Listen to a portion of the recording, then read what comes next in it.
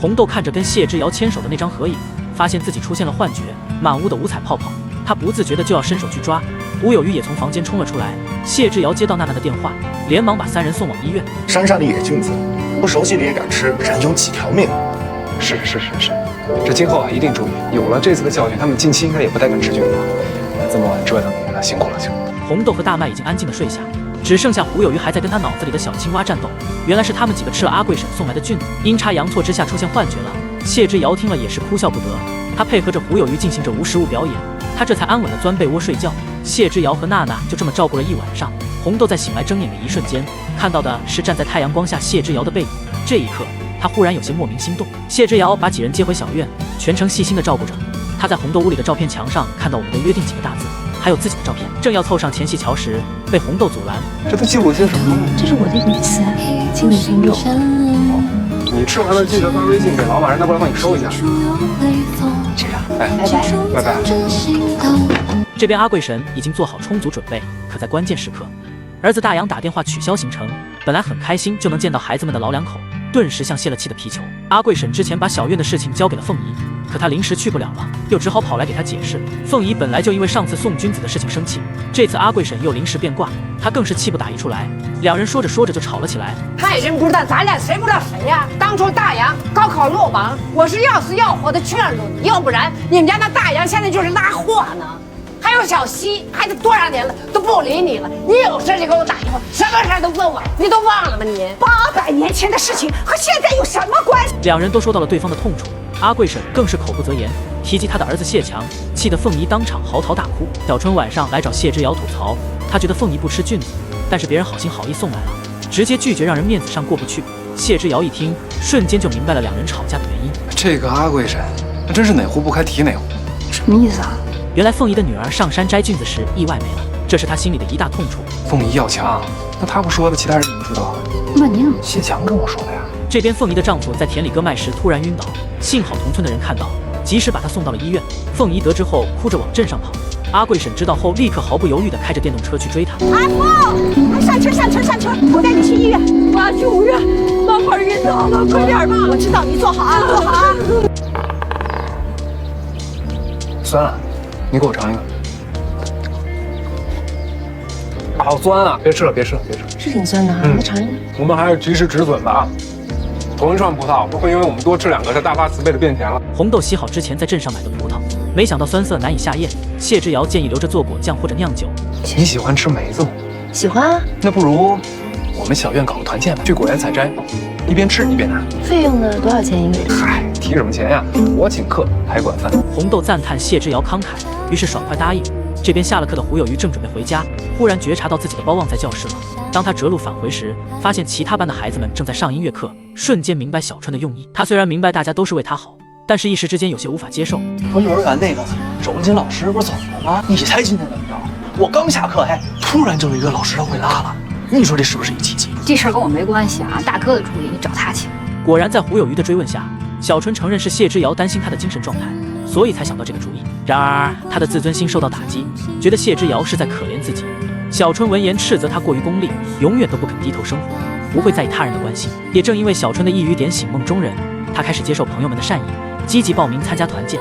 第2天，一行人就浩浩荡荡地出发前往果园，娜娜甚至还带了帐篷，胡有余更是带着吉他。小春有些心虚，忍不住埋怨起谢之遥。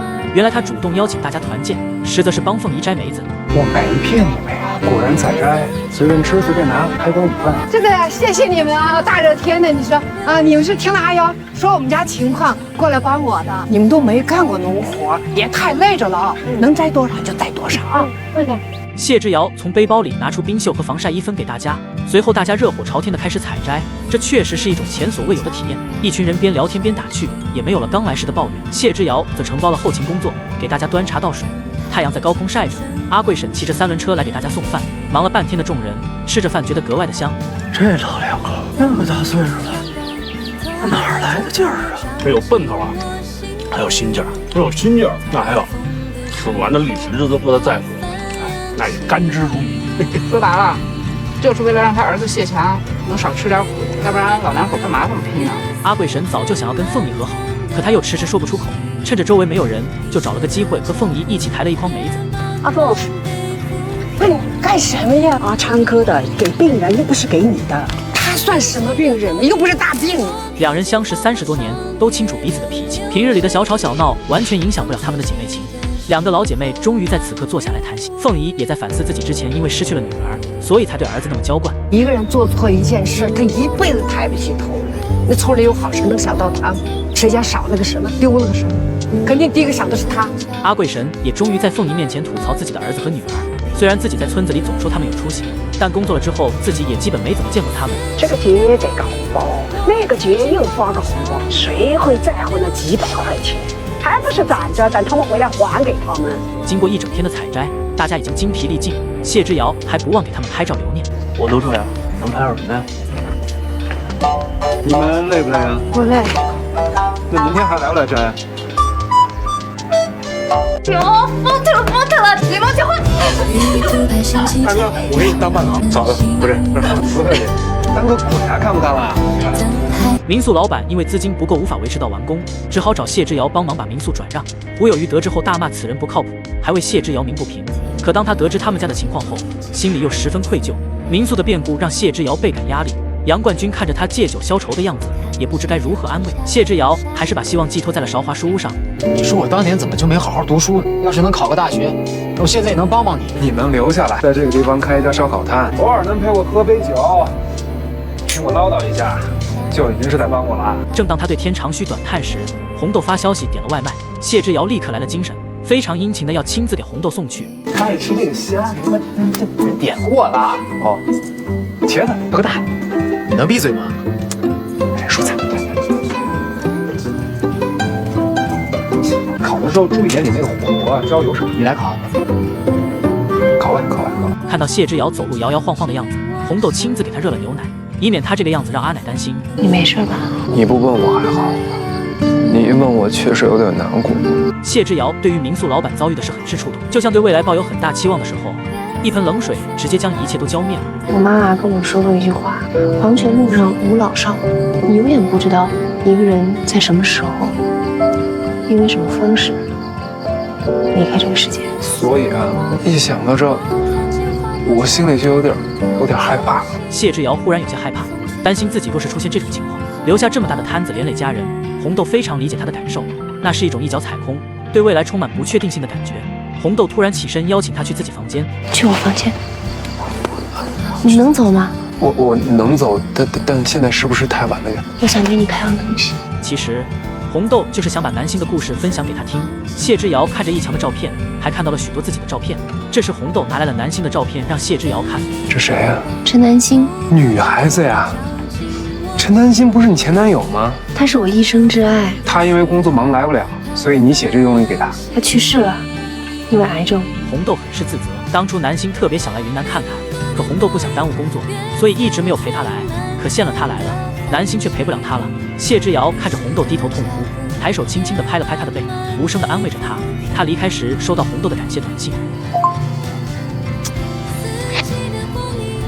怎么一到关键时刻就卡壳？连安慰人都不会，烦死了。第二天，太阳照常会升起，人们的生活还会继续。谢之遥拿着笋子做好的视频给大家看。当大家看到红豆和他手牵手在海边散步，岁月静好的样子，令他们忍不住起哄，让两人立刻结婚。礼貌结婚。大哥，我给你当伴郎。嫂子，不是，不客气。当个鬼啊，看不看了？谢之遥准备再组织一次团建，不同于之前的帮凤仪摘梅子，而是真正意义上的露营聚餐。大家看着红豆跟在谢之遥旁边拾柴的画面，越发觉得像是一对热恋期的情侣。你同意他的说法？我同意啊。你觉得女总裁出去旅游偶遇霸道村草，然后协助他创业的故事怎么样？你前男友什么样啊？帅不帅？算周正吧。我姐说是瞎了眼在看守我。你姐可真是国家泼冷水的1级选手。人家贾宝玉啊，是衔着玉出生，我姐是含刀片。刚说了姐姐的坏话，红豆一转头就看到了一个熟悉的背影，还跟娜娜说自己一定是眼花了，看谁都像许红敏。娜娜说可能贵妇的气质都差不多。妈妈，我怎么觉得那个人长得有点像我小姨？再去看看是不是小姨哦。小姨，铃铛，小姨，你怎么来了，铃铛？妈妈，真的是小姨。姐妹俩面对面的坐着，两人还跟小时候一样，一见面就掐架。胖了啊！黑了。你可真会说话，谢谢夸奖啊！你怎么突然来了？给你个惊喜啊！原来红米早就看出他休假有问题，打电话过去询问，才知道红豆辞职了。那休息够了吗？保养够了吗？有什么打算呢？红米的话让他瞬间像是回到了职场。看着红豆着急的样子，红米决定不问他了，自己晚上还有个重要的会议，就把铃铛留给了红豆。我带他去吃完，给你送回去。啊，不用了，那个晚上跟你睡。我跟小姨睡，要跟小姨睡，都跟小姨睡。你可算找人帮你带孩子，自己外甥你不看，你看谁的呢？第二天，谢之遥和红豆带着铃铛去农场里采摘薄荷等植物，因为铃铛从小在城里长大，根本不认识这些植物。而红米也出现了认知偏差。那是小麦。小麦是什么？小麦是姥姥家吃的那个馒头呀。别瞎教啊，那是水稻。来到农场，红米还在忙于工作，谢之遥跟红豆带着铃铛认识各种农作物，玩得不亦乐乎。洗水果的时候，洗着洗着就玩闹了起来。红豆看着一旁戴着耳机打电话的红米，不由得嘲笑起他。你看看徐红米，跟个傻子似的。你姐也真不容易，带着孩子出来玩还得工作。哎呀，这什么时候他来干嘛呢？不放心你，过来看看你。你不了解他，他过来就是想教育我。铃铛想要跟宠物狗玩耍，遭到红米的阻拦，但是红豆觉得孩子跟小动物接触没有不妥，还亲自为他拍照。两人把视频发给在家里包饺子的父母，看着两个女儿各有各的能力，也是很欣慰。其实两人早已知道红豆辞职的事情，还商量着既然红豆不说，干脆他们就继续装作不知情。孩子是你亲生的吗？不是啊。你看，你看，看什么看？我这真是包饺子喂猪了。你说这米跟豆，他俩能坚持多长时间不吵？啊？2分钟。谢之遥正吃着早饭，突然接到星星的电话，说韶华书屋的负责人临时决定到云苗村旅游，并且还要带着家属，这让大伙有些猝不及防。刘总你好。别叫刘总，我比你们大，叫刘哥就行。哎，好，刘哥。发现我来了之后不管去谁那儿，走的时候都没让我空手走。你放心，等你走的时候我也不会让你空着手走。你准备给我带什么呀？你说吧，尽管提。什么都可以啊。钱不行。放心，我只会要你有的东西。韶华书屋的负责人突然到访，谢之遥带着红豆和星星接待了他们。一行人先是去逛了古城，感受云苗村的特色手艺及建筑。随行之人里还有刘总的助理，他全程跟着红豆，不断询问他各种问题，而红豆也事无巨细，耐心讲述着自己在云苗村的体验。这儿天气好，白天有云，晚上有星星，人际关系还简单。我也是这种感觉。那您过来投资呗？我就是个助理而已，我说了不算。看着两人有说有笑，谢之遥时不时地回头看向红豆，接着他们一起去了木雕坊和绣坊。看着两人一直聊个不停，谢之遥心里有些醋意，就连在饭桌上，他也会替红豆回话。那来这有多久了？2个多月。是特别喜欢这个地方？他挺喜欢这里的。这有代言人呢，你让人自己说行不行？饭后一行人去河边拍照，谢之遥把红豆喊了过来，问他们在聊些什么。红豆不以为意地说，就是各种闲聊。我什么时候来的？喜欢这儿什么？你原来是做什么的？为什么来这儿投资？生意怎么样？俩人说着说着，就察觉出不对劲的地方。他问的太多了，红豆也觉得这个助理不简单，于是两人上网搜索他的名字。这一查才发现，他果然不是个普通的助理，而是韶华书屋的总设计师。那接下来怎么办？知己知彼，百战不殆。有枣没枣，把两盘子试试。加油！拜托拜托。好。第二天一早，红米从小院的露台上看到谢之遥牵着马出门，才知道他住在隔壁。两人在吃饭时候聊到了谢之遥，从红豆那里听着对他的评价和理解，也知道了谢之遥和其他去大城市上完大学的人不一样，他是愿意回到家乡来发展的。你看看人家多努力多拼命的工作，瞧你什么时候找工作了？一句话问到了这次红米来的目的，两个姐妹又开始呛。她还是不太喜欢姐姐的强势和说教，她不想在姐姐的羽翼下成长。这时谢之遥带着小葫芦来小馆玩，得知红豆要去买橙子，立马自告奋勇要陪她一起去。你不忙啊？他不忙。五斤很重。两人在路上聊着红米此次来的目的。谢之遥听着她对姐姐的抱怨，暗示她应该透过现象看本质。那他都这么忙了，为什么还来找你？教育我呗。那打电话不就行了吗？他就知道你辞职了，担心你，想亲眼看看你过得好不好。谢之遥邀请红米到家里吃饭，得知她工作太忙，所以明天一早就要离开。小葫芦和铃铛正玩得开心，听到这话便有些不开心地问为什么要离开。红米阿姨，你什么时候再带铃铛来玩？我可能不会再来了，因为我是来这旅游的，下次会去其他地方旅游啊。那我们不来看小姨吗？小姨也是来旅游的呀。提到离开，所有人的心里都有一杆秤，不管红豆还是铃铛，都只是来旅游的，短暂的停留过后，总是要分别的。他们都只属于古城的过客而已。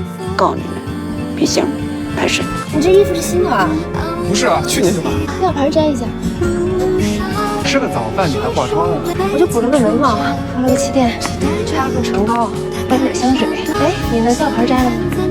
宝平婶知道红豆的房子快要到期，而且也没有续租的想法，非常担心两人的感情该如何继续。就连小本的阿奶们也为两人着急，毕竟郎才女貌实在不应该分开。你不要我们阿瑶了。是啊。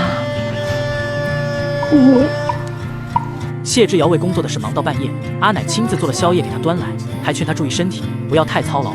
说话间，阿奶盯着他的电脑屏幕看了起来，谢之遥心虚的赶紧关掉了屏幕。不用藏了，我早就看到过。不是，就是图片好看。我说什么了吗？第二天一大早，谢之遥便对着镜子精心打扮，然后掐着点的去叫红豆起床。红豆正在洗脸，打开窗户就发现精心打扮的她，于是就出现了开头那一幕。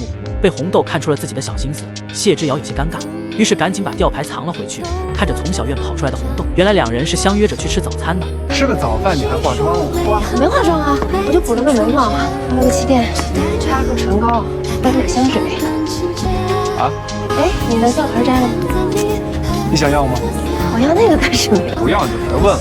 两人一起吃饭的画面被阿贵婶看到，凤仪也说在谢之遥家看到了红豆。小春让大家别瞎猜，因为红豆马上就要离开了。可阿贵婶从过来人的角度看，他们两个肯定有戏。其实人家红豆到咱们这边来就是玩来了，所以在他的人生计划里头根本就没有咱们这儿。明白了，还是住不惯。他们两个的感情发展还没有到考虑住得惯住不惯的时候。是住不惯吗？你不懂啊，红豆人家个大城市姑娘跑到你这儿来，谁愿意到村里来？那不就是住不惯？住不惯。晚上几个阿婶到谢之遥家闲聊，几人的聊天主题也很明确，就是来催婚的。红豆就在一旁听着，心直口快的阿贵婶直接问红豆能不能看上谢之遥。红豆啊，你觉得阿瑶怎么样？挺好的呀。可是你喜欢的类型。不是。怎么就不是？我喜欢皮肤比较白。第二天，小春邀请红豆一起吃饭，没想到谢之遥居然跟了过来。而餐厅老板娘正是他之前拒绝过的相亲对象。谢总，你今天有时间过来吗？对，今天有段时间啊。谢之遥有些尴尬，本来打算陪着红豆出来玩的，谁成想自己走到了这尴尬的境地。本是小春请红豆的送行饭，没想到成了谢之遥的相亲局。